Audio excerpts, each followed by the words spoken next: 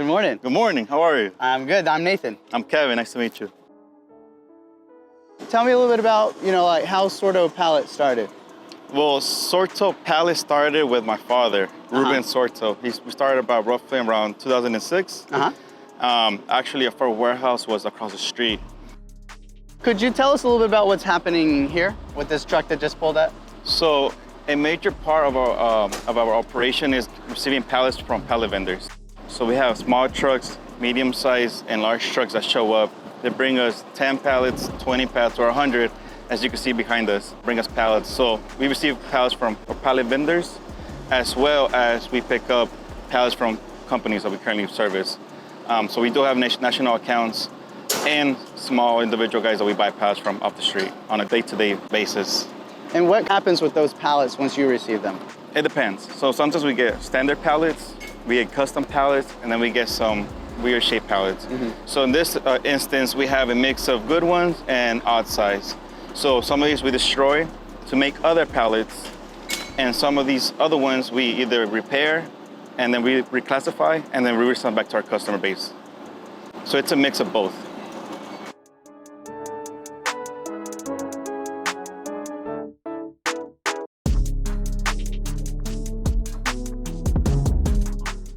What is happening here at this station? So after we're done processing the pallet, we get boards. As you can see, we have different types of boards, medium size, wide ones. So her job is to cut sizes that we need. It could be 36, it could be a 40, 48, or 52, or whatever the size that we need. Once she cuts it, it gets placed in these pallets right here, neatly. They're categorized by the thickness and by the length. And then the process continues going behind us.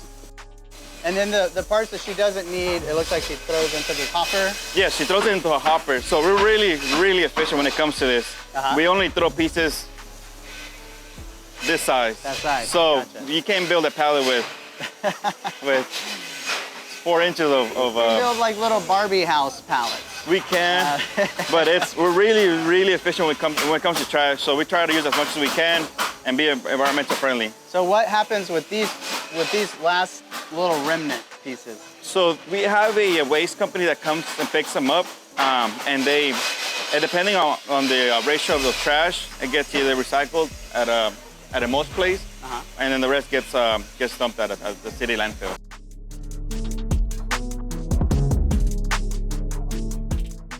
How many pallets do you think you have here? We average about 8,000 to 10,000 pallets. Can you talk a little bit about the safety practices in general? You've got a lot of saws and nail guns and that sort of thing here. Correct. So we do take safety really seriously. So we do have eye protection, safety glasses for the guys. We have earplugs for the guys. We don't want them to hurt their hearing system.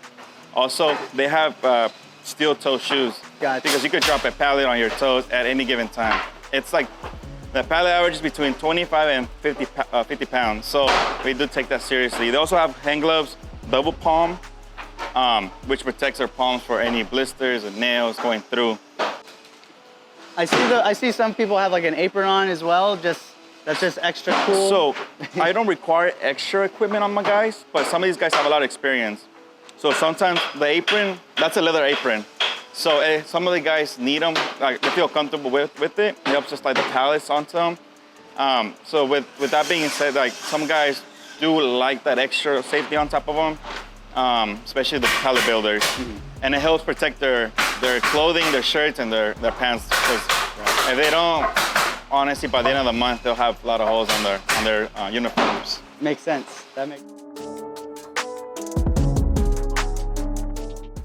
So Kevin, one thing that I've noticed as we've been kind of walking through your facility is that we haven't seen a lot of new lumber pallets sitting around.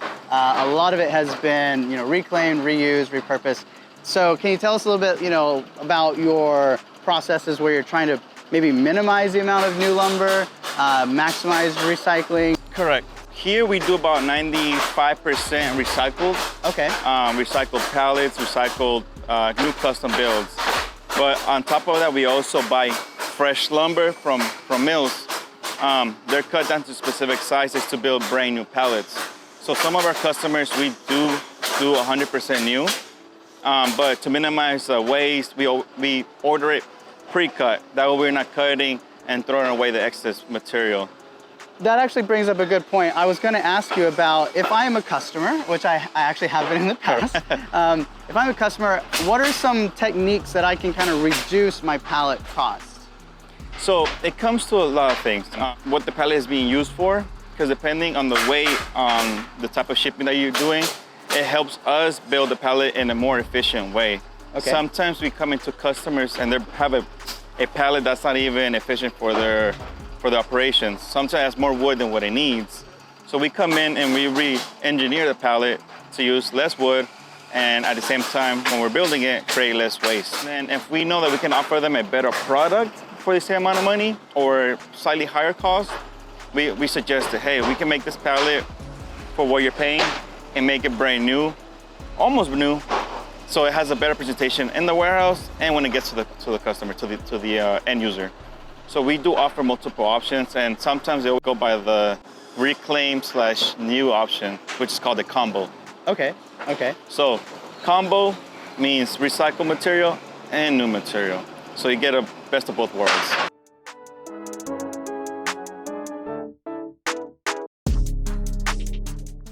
I've seen a variety of trucks here at your facility, some box trucks, some 18-wheelers, 53-foot dry vans. Can you tell us a little bit about your sort of transportation operations?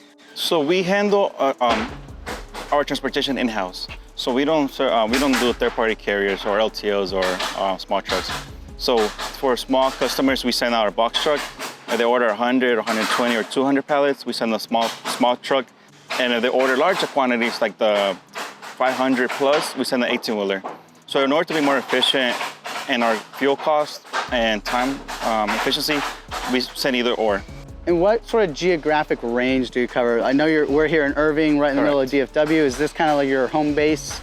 So I have a radius of roughly about 30 to 40 miles. Okay. It might sound like a little bit, but once you start panning out of the DFW, there's so many warehouses, so many customers that honestly, like even 10 miles, you cover quite a bit of a geographical area. And we're literally next to the DFW airport, as you mentioned. And the DFW is growing every single year. More warehouses are popping up left and right. So honestly, we might have to decrease our radius in the next couple of years. Or grow your business bigger, right? Can you tell me a little bit about your safety measures for your fleet? So we have 3 box trucks and we have 2 tractor trailers. And then we have another 19 drive-in trailers parked around the DFW area. So it's quite a bit of equipment to keep track on paper. So each equipment has a GPS tracking system. The tractor trailers have a dash cam, which faces forward and inside the cab. So why is that? It's so sometimes accidents happen with us without it being our fault. So we want to protect the driver and the company at the same time. So it monitors. If you pick up a phone, it tells you alert. If it's speeding, it alerts us. If he does a illegal U-turn, it alerts us. So we've talked a little bit about customers, about making pallets, and one thing that we haven't really addressed is the costs and the pricing and the economics, I guess, of pallets. So I know that they tend to vary with the demands, with the raw materials cost. Can you talk a little bit about Yes, that? correct. Our cost to acquire from the customer, anywhere as little as 50 cents, all the way to $3 or $4, depending on the quantity and quality. For example, right now we're currently paying market price is about $2 roughly.